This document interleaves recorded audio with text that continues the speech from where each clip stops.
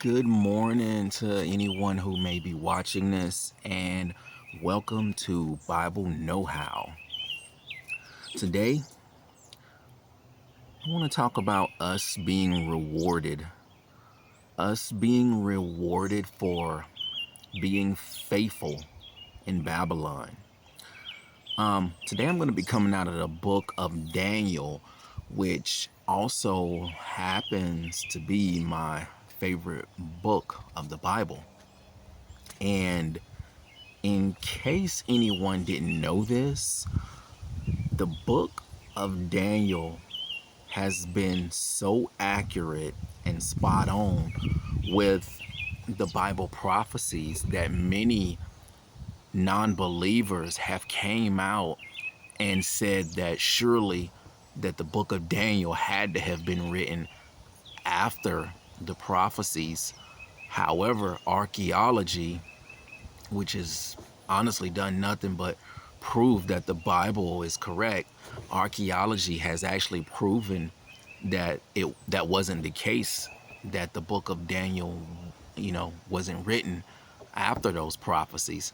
So that's I guess you can say, a little fun fact and something that further proves that what we have is, the real deal in God's word.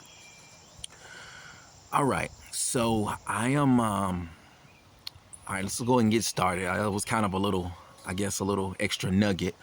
Um when you first open up the Daniel chapter 1, Daniel and his friends, they're already in Babylon. Let me make sure I'm in the right chapter. Yeah. They're already in Babylon. And if you know anything about that place, talking about Babylon, then you know how wicked of a place that Babylon was and still is. I say still is because the world's system, it very much still operates like Babylon. But even in Babylon, we we can still prevail and still glorify our God. So without further ado, let's jump right into Daniel chapter 1. I'm going to read verses 8 through 9 and verse 17. All right, here we go. Daniel determined that he would not defile himself with the king's food or with the wine he drank. So he asked permission from the chief eunuch not to defile himself. God granted Daniel kindness and compassion from the chief eunuch. Now go down to verse 17. It says, God gave these four young men knowledge and understanding in every kind of literature and wisdom. All right. So God gave them a knowledge that they would not normally have had, all because they were faithful to God. And he allowed them to find favor in a wicked place at that. But I want you to notice something. Daniel did something that we all need to make sure that we're doing as well as we go through everyday life. And that is this. Just like Daniel already had his mind made up, we need to have our mind made up and determined in our hearts that we are not going to partake in the practices of Babylon. Daniel had already determined in his heart that he would not defile himself with food that these pagans would sacrifice to their idols, or he wouldn't defile himself with their wine. But what does that look like for us in today's world, here in 2026, in this messed up world that we're in? What does that look like for us?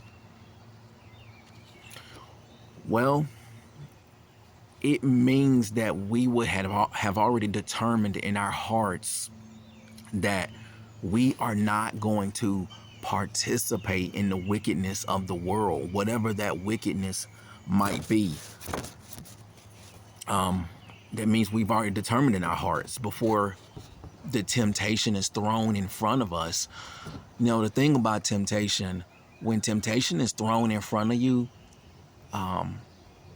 that time is not then to make a decision. The time to make a decision is before that temptation ever comes. And that way, I believe it will be easier to run from that temptation when you have already made it up in your mind that you want to glorify God and not give in to sin. And Daniel, he chose to honor God and be faithful. God saw this, and in turn, God also honored Daniel. He allowed him to find favor from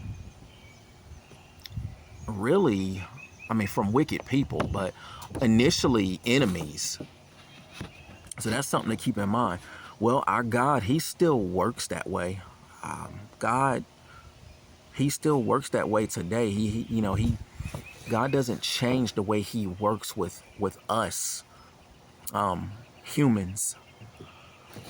And perhaps when God sees that we are faithful and we are trying to honor him and we've already made up our minds, perhaps when God sees us, he will give us wisdom, just like he gave Daniel wisdom. He'll give us that same wisdom to be able to navigate life today, just like he gave Daniel the wisdom to navigate their difficult situation, because we're talking about four godly friends, four godly young men that were taken from their country and suddenly placed in a wicked world where they're surrounded by temptation and surrounded by sin. But God gave them everything that they needed to navigate that.